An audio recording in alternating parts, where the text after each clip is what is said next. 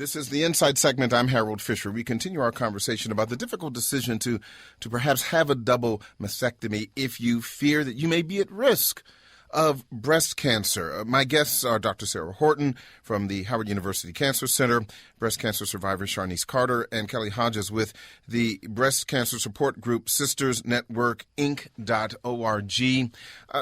I want to start with you, Sharnice, just briefly, because I know you've got an incredible story, but if you can give me a kind of the shortened version, you had a double mastectomy, but initially only needed a single mastectomy. Is that correct? That's correct.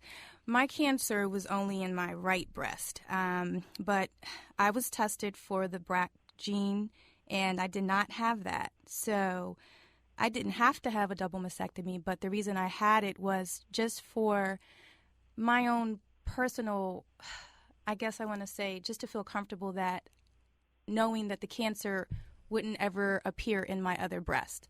So the cancer was only in my right breast, and I did have both breasts removed, and I had reconstruction surgery after I had the double mastectomy. And I guess my main reason for doing the double mastectomy was because I not only had cancer, but my late husband had cancer at the same time. So I was very, very nervous about cancer, period. I was just terrified of cancer. Was it hard to make that decision? It was. I went to 2 different doctors. I saw Dr. Regina Hampton, and then I got a second opinion at Johns Hopkins. And after speaking with Dr. Hampton, she said I didn't have to have a double mastectomy, but I was just so terrified of cancer and it coming, appearing anywhere in my body, in my other breast. And I just felt like that was the best decision for me. When you made this decision, after you made the decision, what was the most difficult thing for you to deal with? I think how I was going to look, how my breasts were going to look. I knew they were never going to look the same. And even after I had the double mastectomy and I had my reconstruction, I think I had between 6 and 7 surgeries. Mm-hmm. I'm a very anal person, and, I worry about, my appearance, and I know how my breasts used to look. So, I didn't have to have all those surgeries, but I did it because it was always something that I found that I wasn't satisfied with. Now, if somebody else saw it, my mother or anybody else, they would say you look fine. But to me, I always found something that I was insecure with. Mm-hmm. And I knew that it was something that I would have to live with for the rest of my life. Briefly, Kelly Hodges with Sisters Network Inc. Kelly, when you hear Sharnice's story, is that something that you've heard before? Are you familiar with the kind of things that she's sharing with us? Yes, and actually at Sisters Network, we're the only national African-American breast cancer survivorship organization. And we have about 43 chapters across the country, so we deal with a diverse group of African-American women. And the consensus is, it's definitely about choice in the matter. And even once there is a diagnosis, you have some women that elect to not have reconstruction after having a mastectomy. So, again, it's about choice and having access to certain health information.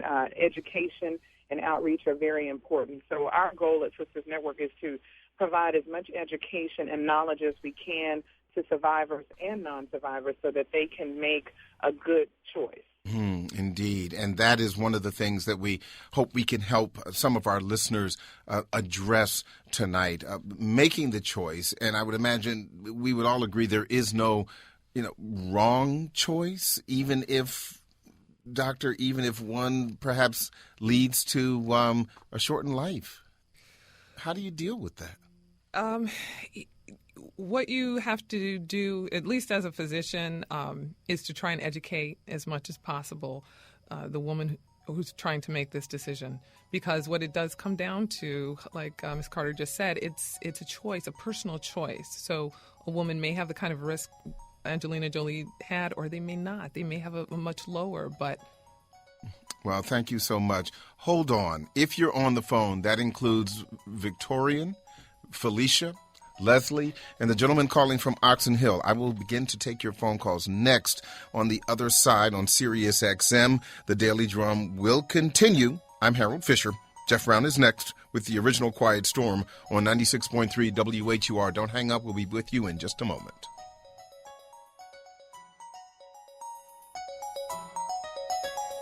The Howard University Radio Network is WHUR World on HD2, student-run WHBC HD3, GlassHouseRadio.com, HUR Voices, Sirius XM 141, and 96.3 WHUR Washington, the adult mix. Welcome back to the Daily Drum on HUR Voices, Sirius XM, Channel 141. I'm Harold Fisher. We are talking about the difficult decision to have a double mastectomy, even if you perhaps may be at risk but do not have breast cancer. My guests are Dr. Sarah Horton from the Howard University Cancer Center, breast cancer survivor Sharnice Carter, and Kelly Hodges with the breast cancer support group Sisters Network Inc.org. I'm going to take some phone calls now. If you're trying to get through, please do not give up. We will get to you. The phone lines are still open at 202-319-7810. That's 202-319-7810 outside of the D.C. calling area. 855-288-4876. 855-288-4876. You're also welcome to comment on my Facebook page at facebook.com/Harold T. Fisher. Let's go to Leslie. Leslie, calling from Virginia. Leslie, thanks for holding on. What's on your mind? I had a double mastectomy in December. I do not have breast cancer, but my mom and two of my sisters did. So I opted to have it without, I had a 50-50 chance. So I had it with the reconstruction.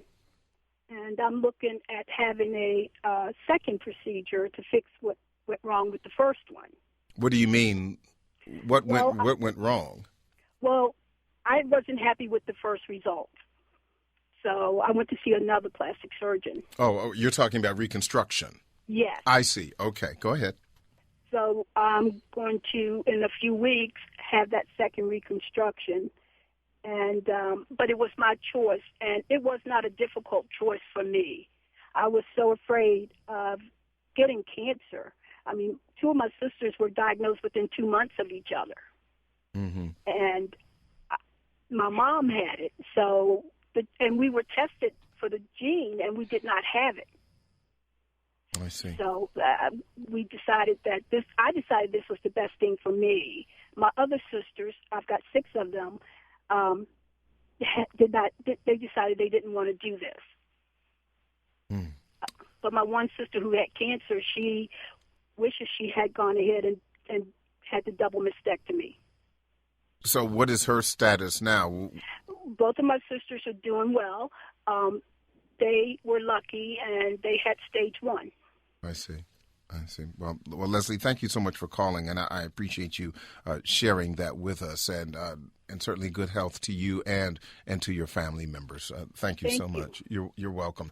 Felicia, calling from Columbia. Felicia, thanks for calling. What's on your mind? Oh, yes, I was just calling because how do we get the information to get the genetic testing? Like, my mom passed away from breast cancer. I mean, I had 2 mammograms since she was diagnosed and before she had passed away.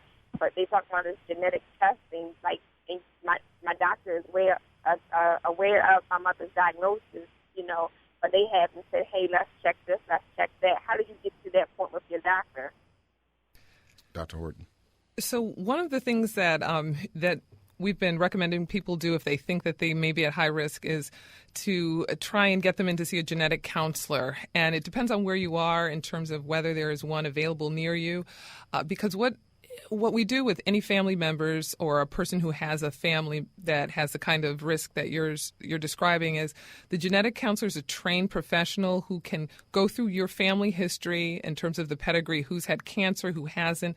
They're aware of not only the BRCA1 and 2 genetic profiles, but also other syndromes that could put a person at high risk for not only breast cancer, but colon cancer, pancreatic cancer. And if you do fit into one of these categories in terms of if you've got an aunt, two aunts and a sister, and like the woman, the caller before who had two sisters and a mother, and they'll take some other history about, your age of your menstrual cycle beginning and the age of your first child, all things that can impact your risk for breast cancer.